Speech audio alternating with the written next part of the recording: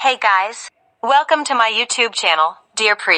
Subscribe to my channel and hit the bell icon to get all notifications. Do like, comment, share and save the video.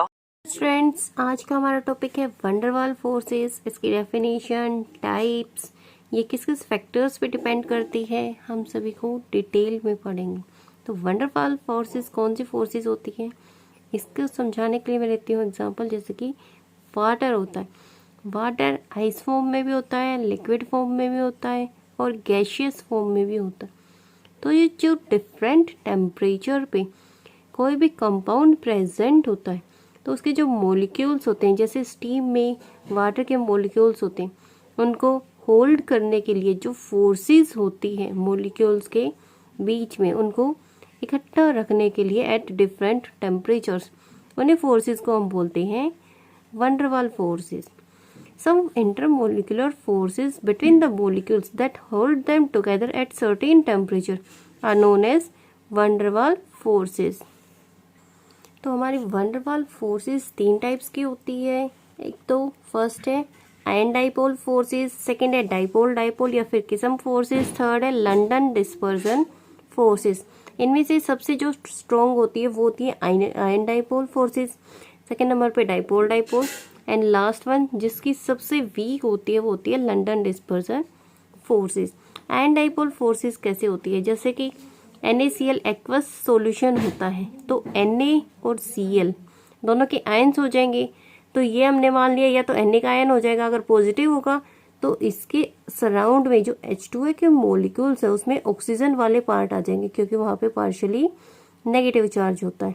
और अगर यहाँ पे Cl negative ion आ गया तो यहाँ पे आ जाएंगे हाइड्रोजन के पार्शियली पॉजिटिव एटम्स अटैच हो जाएंगे, और इसी को हम बोलेंगे बीच में आयन है और साइड में डाइपोल्स हैं इसके, तो आयन डाइपोल फोर्सेस प्रेजेंट होंगे। डाइपोल डाइपोल में क्या होता है, डाइपोल डाइपोल में न्यूट्रल एटम्स प्रेजेंट होते हैं जिनके अंदर चार्ज नहीं होता लेकिन पोलर होते हैं वो, जैसे कि H2O है। H2O में हाइड्रोजन के ऊपर पार्शियली पॉजिटिव चार्ज होता है, ऑक्सीजन के ऊपर पार्शियली नेगेटिव चार्ज होता है।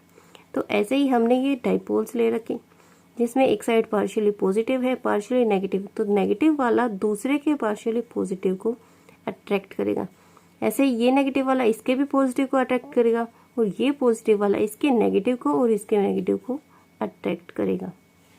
लंदन डिस्पर्जन फोर्सेस उन एटम्स में प्रेजेंट होती है जिनके अंदर नेट डाइपोल मोमेंट भी जीरो होती है, ना कोई पोलैरिटी होती है ना ही डाइपोल मोमेंट होती है। जैसे कि हम बेंजीन का एग्जांपल लेते हैं, बेंजीन में क्या होता है, ना तो पोलैरिटी होती है ना फिर डाइपोल मोमेंट होती है, लेकिन अगर पास में कोई इलेक्ट्रिक फील्ड प्रेजेंट होगी तो जो इलेक्ट्रॉन क्लाउड होगा मॉलिक्यूल का वो डिस्टर्ब हो जाएगा, और इलेक्ट्रॉन क्लाउड के डिस्टर्ब होने से वहाँ पे partially positive and negative charges generate हो जाएंगे।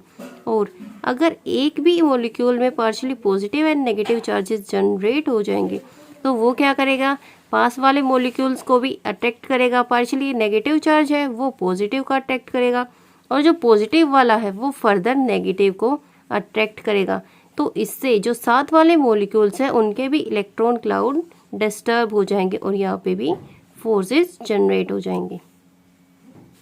तो आयन डाइपोल फोर्सेस का एग्जांपल क्या है, aqueous solution of ionic substance, जैसे कि NaCl का एक्वस सॉल्यूशन हो गया, CaCl2 का एक्वस सॉल्यूशन हो सकता है। डाइपोल डाइपोल का एग्जांपल क्या है, न्यूट्रल पोलर मॉलिक्यूल्स जैसे कि H2O। और लंदन डिस्पर्जन फोर्सेस का एग्जांपल है बेंजीन, जिसमें कि ना तो नेट डाइपोल मोमेंट है वो भी जीरो है और ना ही पोलैरिटी है, नॉन पोलर है। इसमें पोलर मॉलिक्यूल्स होंगे और इसके अंदर आयंस भी प्रेजेंट होंगे और पोलर मॉलिक्यूल्स भी प्रेजेंट होंगे। सबसे स्ट्रॉन्ग होगी ion dipole forces, second number पे डाइपोल डाइपोल फोर्सेस, एंड सबसे वीक होगी लंदन डिस्पर्जन फोर्सेस। अब देखते हैं इनकी फैक्टर्स क्या क्या हैं, किन किन फैक्टर्स पे फोर्सेस डिपेंड करती है। सबसे पहला है size and number of electrons.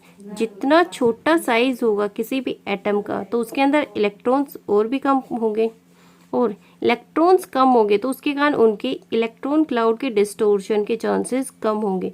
तो ये क्या होगा, डायरेक्टली प्रोपोर्शनल होगा। जितना ज़्यादा बड़ा साइज होगा उतना इलेक्ट्रॉन क्लाउड भी बड़ा होगा, और वहाँ पे फोर्सेस के प्रेजेंस की चांसेस भी ज़्यादा होंगे।